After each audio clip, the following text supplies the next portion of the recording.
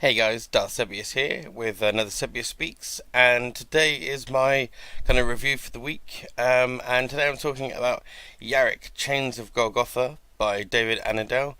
The I think it's limited available novella. Not sure if it's still available, but it's awesome, and I very much recommend tracking this down if you do manage to get your hands on it, because it is awesome.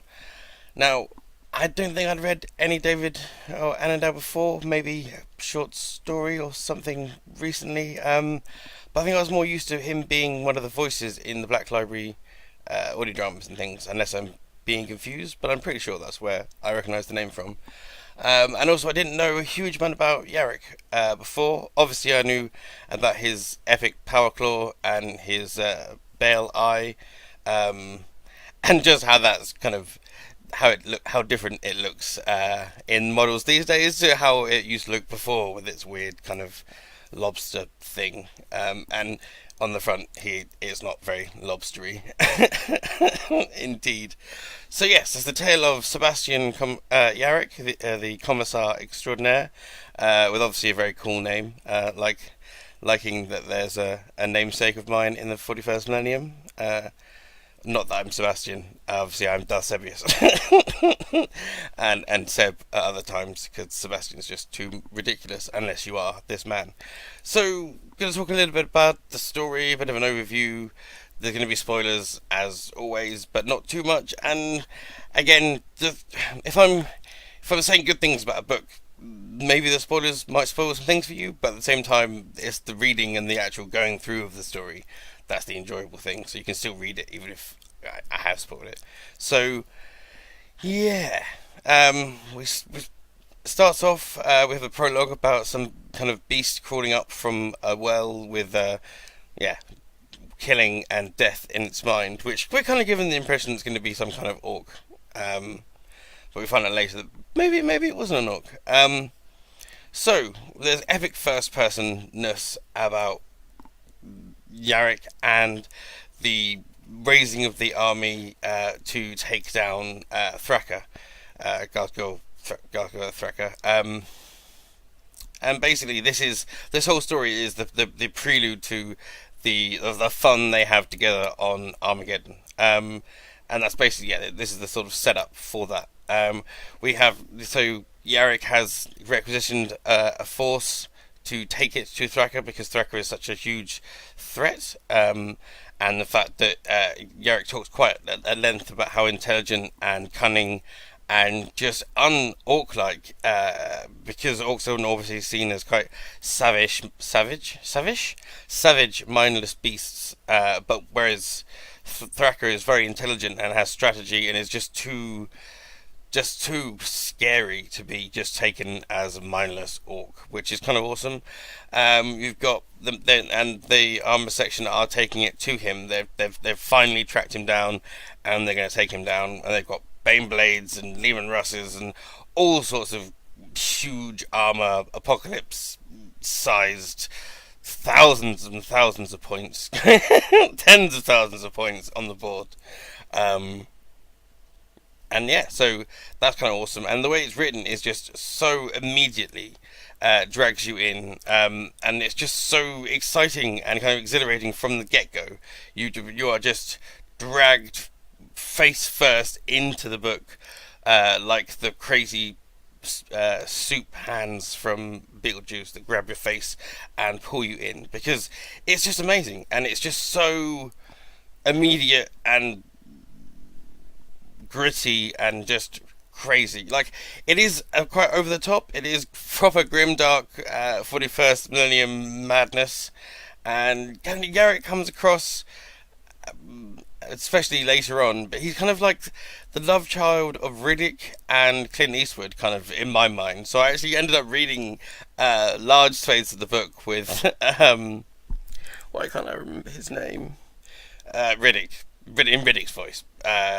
I can't think of what his name is off the top of my head, but yeah, obviously that guy. You know the guy, Groot, that man. Vin Diesel, that's his name. I was using Vin Diesel's Riddick voice in my head for most of the book, because it just kind of gave me that impression of that love child of Riddick and Clint Eastwood. So that kind of gives you obviously it's quite extreme.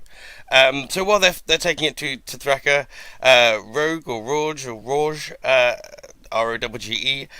who's a highborn commander in the army. They have a Lehman Russ breakdown and they're desperate to catch up with the main force.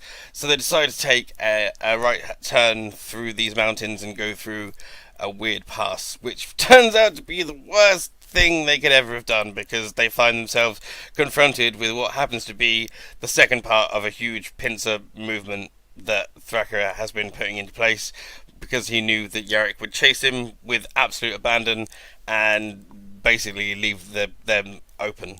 Whereas kind of Roge is supposed to be kind of coming along to back up Yarrick. They end up getting pretty much completely decimated by the orcs, which just come down like an absolute landslide of death.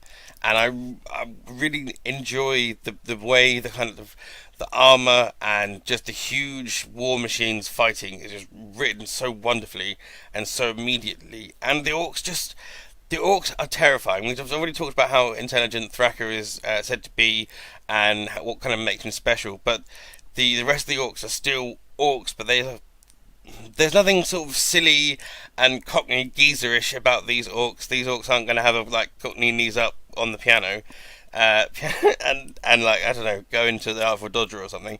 These are proper beasts of war and death, and the Stompers and the Gargants and the battle fortresses are just rendered so wonderfully and terrifyingly, and just the destruction and power just really radiates off the page, and that's something I really enjoyed.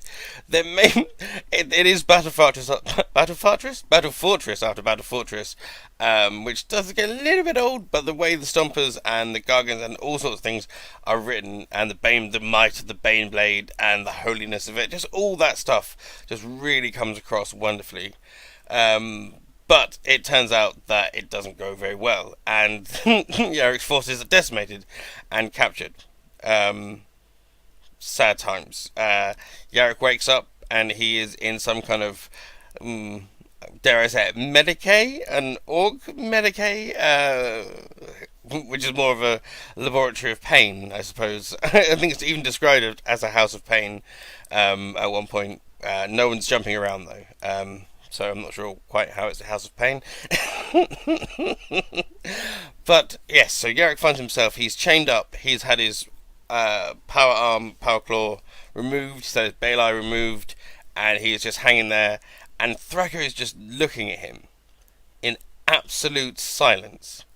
Silent, studying orc, just watching him in a freaky, controlled, possessed, not possessed by a demon, but possessed of true sapience and understanding, and just being able to restrain the kind of bestial orc-like need to murder his enemy, because he's far more amused by seeing him kind of broken and chained. And yeah, so he throws an orc down the well, and then he throws Yarrick down the well, who survives by landing on the orc's back. This is when he truly becomes Riddick in my mind, and when Vin Diesel's voice really popped into my head. Basically, he has been taken to the Space Hulk, which is kind of a planetoid and just a smorgasbord of ships that have been welded and rammed together to form a huge Space Hulk, which is just madness and awesome. So that is where Yarrick is in this well, and so he's in some subterranean sewer cavey place on this Space Hulk, where he has to fight these sort of giant scorpion squig things with giant stingers, probably stinger squigs, and basically he has to kill them one-handed with an orc butcher cleaver, so he can use their stingers in the wall to create a ridiculous ladder that a one-armed person could use to escape and climb God knows how high. The Emperor knows how high. And there's just a wonderful time-lapse feel to this, because it's not a simple case of him chopping up a bunch, making a ladder and getting out. Like, that's essentially what he does. But this is taking him weeks and months, and he, like, the butcher's cleaver, the orc's cleaver becomes part of his body, to use the whole, the much used metaphor, and he just becomes the true apex predator of that area, which is something that really comes across well again in the time and the writing, and that's kind of awesome. And once he climbs up, he finds himself in the prison where the rest of the human slaves are being kept. These are various people from all over the original battle on Golgotha, and from around the area and space. And you've got Minotaurem people and soldiers and all sorts of people in there. And they're being controlled by a man called Berryman, who is a human, who is the overseer, and who seems to be whipping and murdering people as they work. So there's lots of questions raised about him. But Yarrick, in true fashion, gets in there, launches into a huge speech to rouse everyone like it's Black Ops, Call of Duty Black Ops, and promptly gets a swift kicking from the orcs. But only a kicking. Normally you'd expect that kind of seditious talk and trying to rouse people would get you killed, but it just gives him a kicking, which is interesting. He talks to people, starts spreading this idea of escaping and finding the people who are going to be those that are truly going to help him and actually have some use. There's an ex medical officer who's been she's been forced to be part of the horrible Mad Doc experiments. There's a Minotaurem guy who kind of has an eidetic memory that has kind of been broken by his experience to the point where he has kind of a defensive autism, which is handled actually really quite well, and it is a rather interesting aspect, and it's something that actually truly helps them. So that's kind of an interesting aspect to that. They're slaving away and plotting and doing their thing, to the point where he gets moved near to Berryman, who is the overseer, who originally he absolutely detests. But after speaking to him, he finally discovers that actually what he is doing is giving the Emperor's mercy. He is acting as his overseer and have taken the opportunity to end the suffering of the slaves, because he feels it's the only thing he can do to ease their suffering and to give them the Emperor's peace. So that kind of a whole new kind of way of thinking about things there, which is really interesting. Not quite sure how Corax would have felt or the Raven Guard if they were there, but that's another matter. And finally, the uprising, the prison riot, or rather, it's a war to Yarrick. It's a one huge suicidal push to either to kill Thraka or at least do some serious damage to the Space Hulk before they all die. And in that respect, they do have a rather epic Halo Reach-esque competition to see who can have the most honourable death, because there's flames and hundreds of thousands of the slaves being burnt alive as they they blow some Promethean pipes, and the escape begins with people just dying in their absolute crazy droves. There's a small group of them that sneak out. There's a ship they were going to try and use to either escape or use, but it's actually part inside another ship. So someone runs off to jump in that and blows that up to kill a bunch of orcs and have more epicness. Rourke at this point is starting to see Yarrick as a madman and is kind of terrified that they're going to get them all killed because he doesn't want to die. And it's important to note that Rourke, when he took the shortcut and the orcs were kind of destroying their force, he completely crumbled under the pressure and in no way led them in the way that many other of the line officers jumped on the Vox and actually took charge of the situation as they were being destroyed. So he is very much a highborn coward. So again, that would make Angron rather happy. So he, basically decides, I'm having enough of this, I'm going to leg it and see if I can throw myself on the mercy of the orcs. Obviously, that's the first thing anyone thinks. I'm going to throw myself at the mercy of the orcs. And he does run into Thraka, and he tells him, I can show you where Yarrick is. And he's like, I know where Yarrick is, and don't worry about it. What I'm going to do is instead, I'm going to toss you to Grotsnick, the mad, the maddest mad dog there is, and go and have some fun with him. So, and he begins screaming, and apparently never ends screaming. That sounds fun, but that's what you get when you try and sell out Heroes of the Imperium, I suppose. So while this whole honourable death competition is happening, various people the group is whittled down to the as people have to go to run off to have orcs chase them or to stand off and take orcs down, so Yarrick and co can move on, because obviously they are the more named characters and these are the NPCs, the red shirts that are there to die, basically. And they manage to get very far. They're getting to the point, they're blowing the whole thing. He gets into the temple, which is a huge skull, where basically it's a big edifice, part of the Space Hulk that he basically wants to blow as a big symbolic, I took it to the orcs. And they are following in huge waves and droves, and Yarrick's finding more and more ingenious ways to try and keep them away from him and keep on with what he's doing. So yeah, they end up trying to blow up the ship because he finds himself in a room with beautiful orc technology, just lots of big red buttons and lots of vid feeds, and they show the various different engines that are attached to the asteroid, the planetoid, the Space Hulk, they're all different directions, so it can move in different directions. A bit like the Meteor asteroid DLC for Mass Effect, which had the huge thrusters on it, but using it as a weapon, and that's basically what's going on here. So he decides, if I press all the buttons, it'll try going in all the directions at once, get confused, and blow up. And that seems to kind of work to a point. And you think, yay, he sacrificed himself and saved the day. Be like, hang on, didn't they have beef on Armageddon as well, so how can he be dead? Well, he's not dead, but he does wake up after the explosion, full again.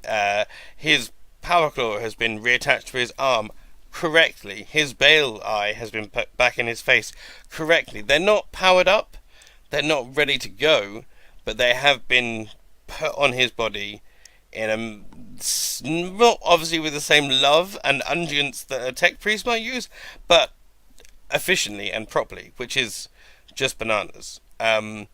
And he walks out of where he finds himself to the kind of rapturous applause and cheers, a victory parade of the orcs. The orcs are lining the entire the processional way that he is walking through the Space Hulk, and they're cheering him. They're cheering him as the champion, the worthy foe that he is. And he continues his kind of walk of weird, messed up Xeno pride, and finally finds Thraka stood next to a shuttle. Now, Thraka basically turns to him and says, "Good job.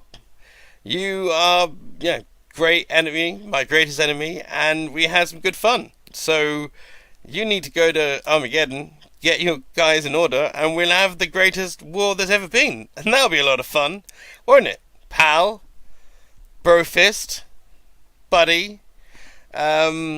Spore from another... No, I don't like that. Oh, dear. But not only is he speaking in my ridiculous interpretation, with his, Broseph stuff going on, he's speaking High Gothic. Basically, he's speaking Latin. Well, Pig Latin, because that's what High Gothic is essentially made up Pig Latin. But that's awesome.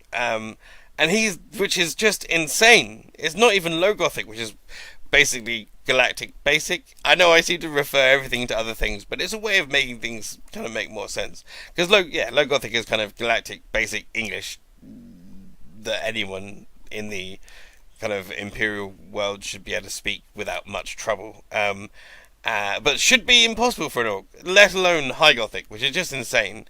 Yarrick is shuttled into the shuttle. or moved into the shuttle and told off he goes. And there was a pilot in the shuttle, which is rather interesting. A pilot is a servitor of Rouge in a constant, twisted, horrific scream. And there's something wonderful. Not only he's not really a servitor to a certain extent. He is built part mechanical, part human into the ship to fly the ship. But he is sapient and sentient and fully aware of what's going on. He's not just a lobotomized thing. He is completely aware of what's going on. And Yarrick decides, because of his cowardice, and I think maybe even Thraka asked, he's going to keep him that way forever, which is lovely. And off Yarrick flies to get ready for Armageddon. It's amazing. Like I said, I didn't know huge amounts about Yarrick before I read this. I knew he was epic. I knew there was lots of armor and fighting Thraka, of course, but I didn't know what to expect from this. And it being the big battle, I was like, okay, big apocalypse-y style Armageddon-y stuff. I can get down with that. And then I was quite shocked when it became the kind of adventure on the Space Hulk, but was still very awesome. And I really thoroughly enjoyed it. There's something interesting about the way David Annandale writes it. This becomes more evident later in the book, I think, when he's dealing with the huge war machines and the armor and stuff. It's written very. There's great detail, and it's kind of written in a rather similar, exciting style to many other kind of Black Library books, but just that more immersive and exciting. But still, the language and the way it seems to be constructed. But as you move on to the Space Hulk, and the more that you're in Yarrick's head, obviously these things are first person, and you do sometimes get Yarrick's point of view, you might get Rouge's point of view, or Berryman. There's a few different points of view, but mainly it's Yarrick. But as it moves on, and the Space Hulk adventure, there's a serious immediacy that comes from obviously the first person, but there's something. I'm trying to find the right way to say it. It's written in a way that may seem unsophisticated or simple when compared to the kind of high literature of some of the other works of the Black Library. But it just moves it on. It keeps it going. It keeps it paced, and it actually makes it more accessible and more flowing in some respects. If that makes sense. I'm not sure if I'm putting that across the right way. It's not like simple, like or like not effort, not effort. I'm not explaining myself well. It's not. I'm not criticizing the writing. It's just some people might not see it as being as sophisticated as other novels. I think that's what I'm sort of trying to say.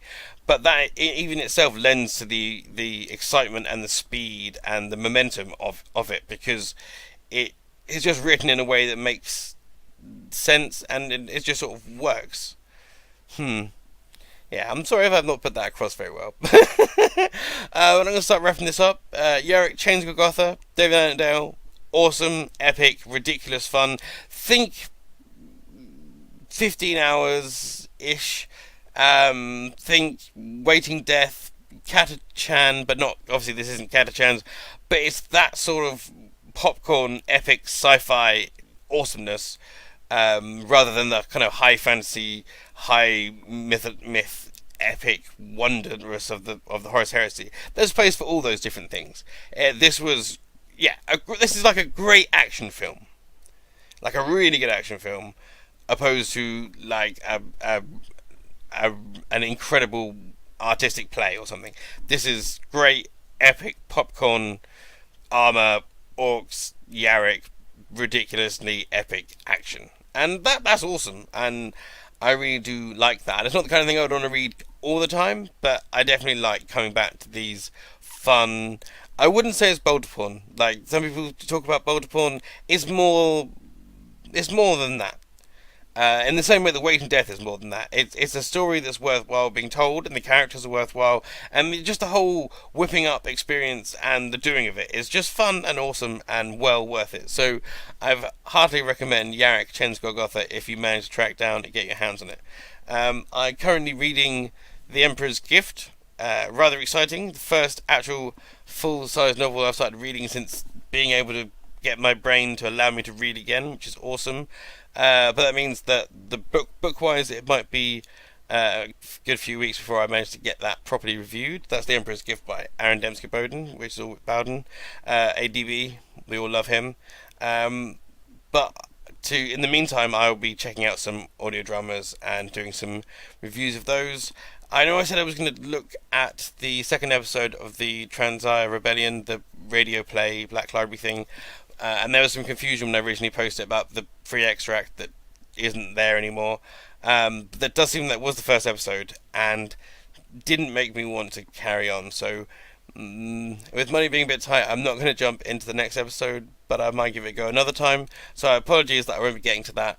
But Ravenslight is something that I'm going to be talking about soon, because it's just one of my most favourite things in the entire world, and I need to talk about it at length again because it just makes me so happy.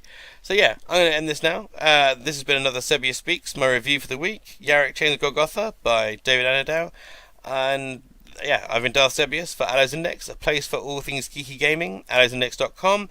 We're mainly based on Tumblr, but we're on Facebook and Twitter and YouTube and all those places. But the best place to get hold of us is alliesindex.com on Tumblr, and yeah, on Tumblr there. And we've got video games, card games, board games, tabletop, 40k, Warhammer, Infinity, Magic, The Gathering, all sorts of stuff. Me getting ridiculously excited about Destiny, and we've got challenges and fantasy football and all sorts of stuff going with all the allies and fun things going on there. So yeah, come and check us out, and if you want to share stuff with us, get involved, get in touch, submit stuff, and we'll share your joy with the world as well. Because it's all about geeky gaming joy and our experiences and your experiences with that stuff and talking about it and doing it. So yeah, I'm Darth Sebious, and I'll catch you guys soon. Taddy bye.